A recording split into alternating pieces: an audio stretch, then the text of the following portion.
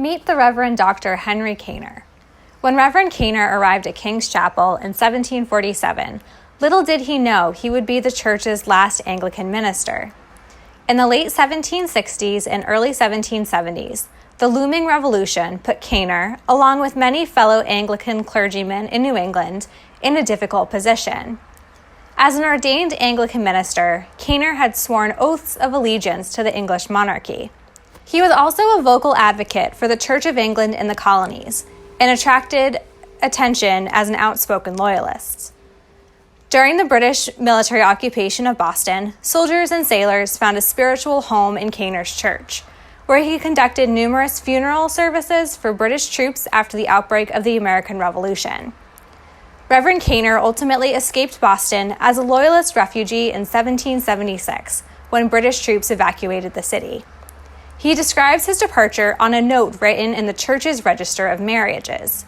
Quote, "An unnatural rebellion of the colonies against His Majesty's government obliged the loyal part of the subjects to evacuate their dwellings. Public worship at King's Chapel has been suspended and is likely to remain so till it shall please God to change the hearts of the rebels or give success to His Majesty's arms." End quote. In a letter Caner wrote in May 1776, several months after leaving Boston, we learn more of his experience leaving his home behind from his own words.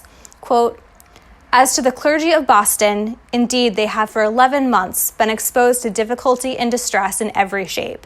And as to myself, having determined to maintain my post as long as possible, I continue to officiate to the small remains of my parishioners, though without support, till the 10th of March, when I suddenly and unexpectedly received notice that the King's troops would immediately evacuate the town.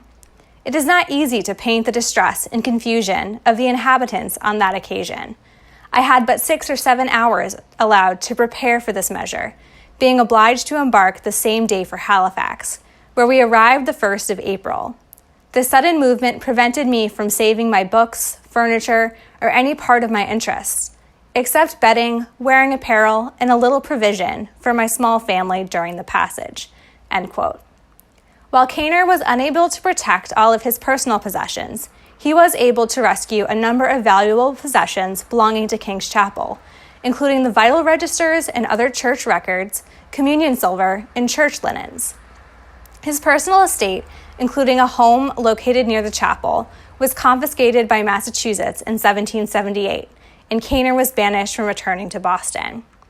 In the 1780s, lay leaders of King's Chapel attempted to secure the return of these valuable pieces of church history and material culture. While King's Chapel was able to eventually secure the return of the church records, the communion silver was never returned. Caner left the silver in safekeeping of a colleague in Nova Scotia when he and his family sailed for England. The silver, however, was ultimately repossessed by the Anglican Church and distributed among unknown parishes in Canada. While Caner's departure meant the end of Anglican worship at King's Chapel in the 1770s, his absence paved the path for the remaining congregates to transform their church into America's first Unitarian congregation in the 1780s under the leadership of a new minister, James Freeman.